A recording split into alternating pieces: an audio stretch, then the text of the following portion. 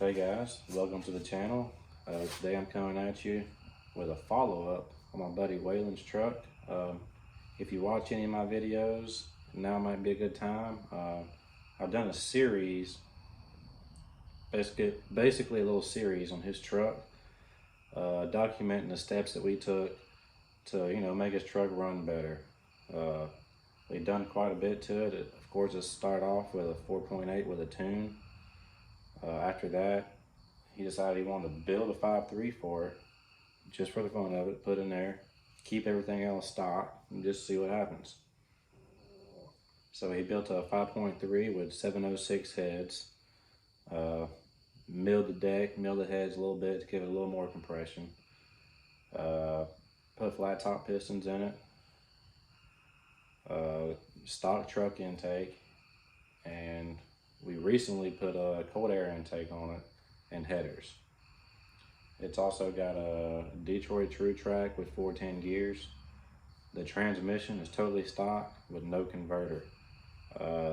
That might be one of his next mods. There's obviously some room to gain there. If he gets a converter, that'll definitely help him. If he gets a shift kit put in his transmission, that'll probably definitely help him too. The 4L60 could shift a little better. But it does shift good for what it is. It's actually holding up pretty good. He's abused it pretty good and it's hanging in there. But as you'll be able to see, I was pretty surprised. We was both pretty surprised with how much difference just putting a tune on it and a cold air intake made. It made a huge difference. Also, we decided to unhook the muffler and do another test. So we unhooked the muffler, ran an open exhaust, and even went a little faster. So the truck at this point is a real good running truck because, as you can see, it's a crew cab 2005 model, no weight reduction, stock converter, 2 people in it. He also had probably $400 or $500 worth of parts for another truck in there. So as you can see, it's not a light truck, it's a heavy truck. And so running 98 miles an hour, as you'll see, it's pretty darn good. It's moving for what he's got.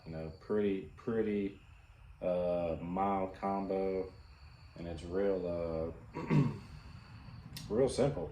It's a real simple combo.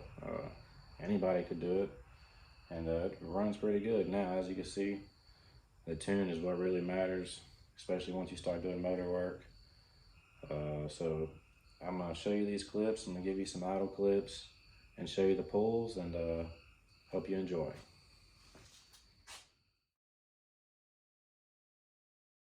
All right, tip number 2.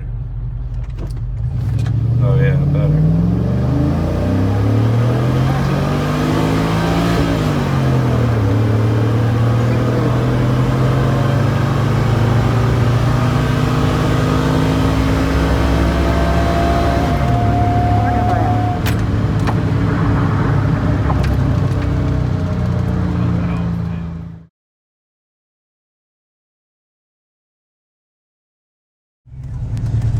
Okay, come to a stop.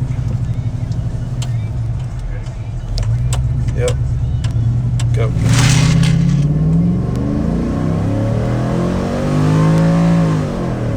It's pretty good. It's real good. Man, scratch your tires. Oh, that's a pop right there, ain't it? Uh-oh.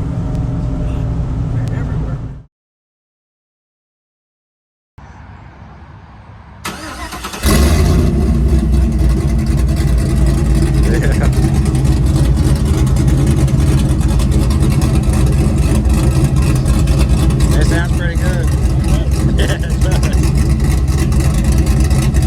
Sounds way better.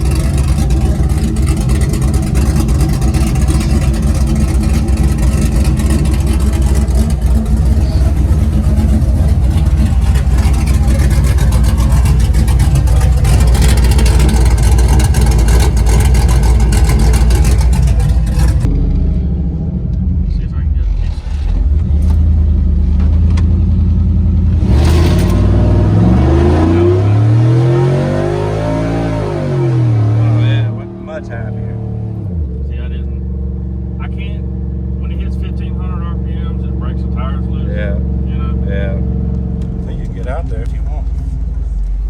All right, this is the no muffler test after the tune. Ready? Yep.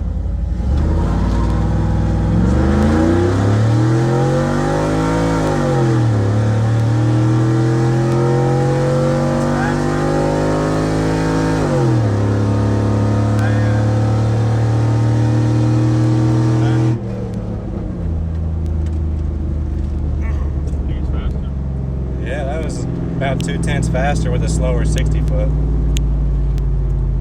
Definitely, because that's fun. Yeah. So guys, here are the results. As you can see, we did 0 to 60 in 6.49 seconds, which is basically a second faster than what it did before. And right here, you can see it ran a 14.56 in the quarter mile at 98 miles per hour.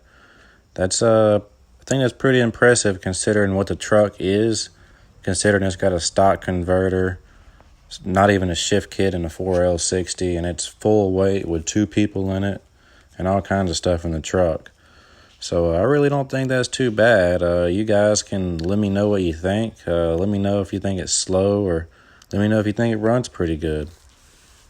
One thing I wanted to point out also is that on the first run that we made, before we unhooked the exhaust, we had to let out just a little bit early. So that's what's up with the mile per hour there on the top end.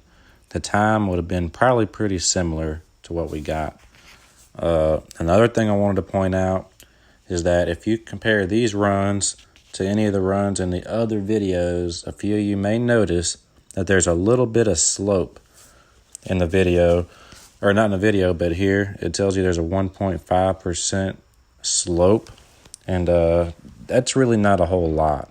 The reason why it's like that is because the test spot that we usually test in was unavailable.